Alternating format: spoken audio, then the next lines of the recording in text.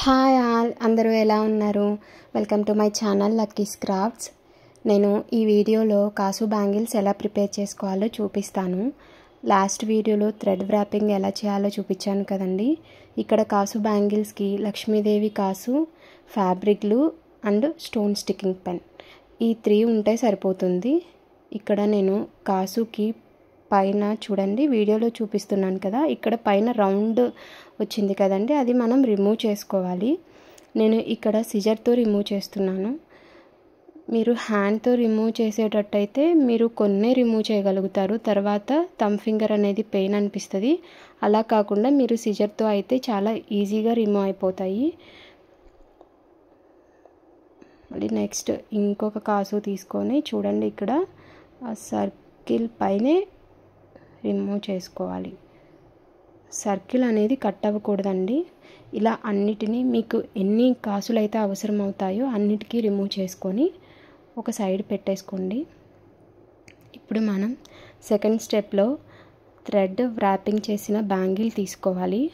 ఇక్కడ మనం thread wrapping అనేది ఎక్కడైతే స్టార్ట్ చేసామో చూసారు కదండి, అక్కడ కొంచెం డార్క్ అనిపిస్తుంది కదా, అక్కడి నుంచి మీరు డిజైన్ స్టార్ట్ చేసుకోవాలి.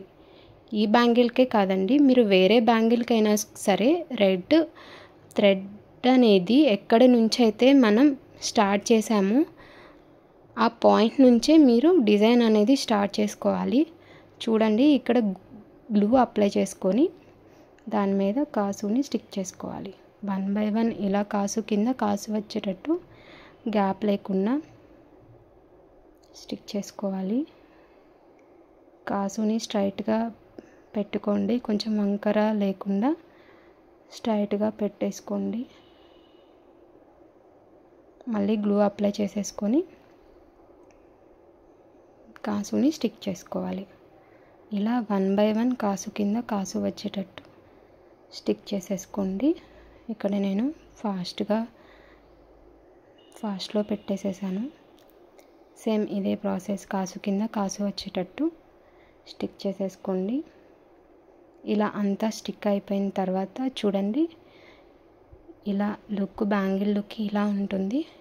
ఇంకా ఇది డ్రై అవ్వలేదండి, డ్రై అయితే ఇంకా లుక్ బాగా అనిపిస్తుంది. ఇలా అయిపోయిన తర్వాత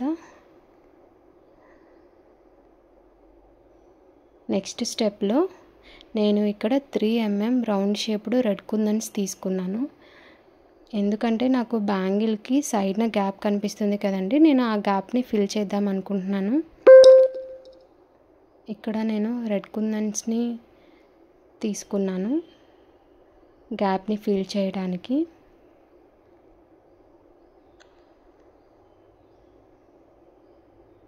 ఇక్కడ గ్లూ అప్లై చేసుకోవాలి సైడ్స్న.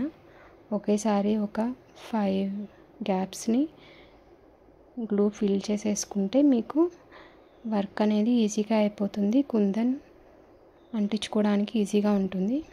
మీరు ఇక్కడ చూడండి, ఇక్కడ 1 by 1 కుందన్ని ఇలా స్టిక్ చేసేసుకోవాలి. ఇలా ఒక సైడ్ అంతా స్టిక్ చేసుకోవడం అయిపోయిన తర్వాత నెక్స్ట్ సైడ్కి సేమ్ ఇలానే ఒకేసారి 5 గ్యాప్స్ని గ్లూతో ఫిల్ చేసేసుకొని కుందన్ని స్టిక్ చేసేసుకోవాలి. ఇలా అన్నిటినీ 1 by 1 స్టిక్ చేసుకోవాలి. చూడండి, ఇలా ఫైనల్గా ఇలా ఉంటుంది. ఎప్పుడైనా థ్రెడ్ బ్యాంగిల్స్ని ప్రిపేర్ చేసిన తర్వాత వాటి డ్రైయింగ్ టైం అనేది 1 day ఇవ్వాలండి. 1 day వరకు మీరు ఆ బ్యాంగిల్స్ని ఆరనివ్వాలి. ఆ గమ్ అనేది ఆరిపోవాలి ఫుల్గా, అప్పుడే బ్యాంగిల్ అనేది ఫినిషింగ్ చాలా నీట్గా అనిపిస్తుంది. ఇక్కడ చూడండి, నేను ఆల్రెడీ ఒక బ్యాంగిల్ని ప్రిపేర్ చేసి పెట్టుకున్నాను. చూడండి, ఫైనల్ లుక్ ఇలా ఉంది. మీకు ఈ వీడియో నచ్చితే ఒక లైక్ చేసి నా ఛానల్ని సబ్స్క్రైబ్ చేసుకోండి. Thank you all.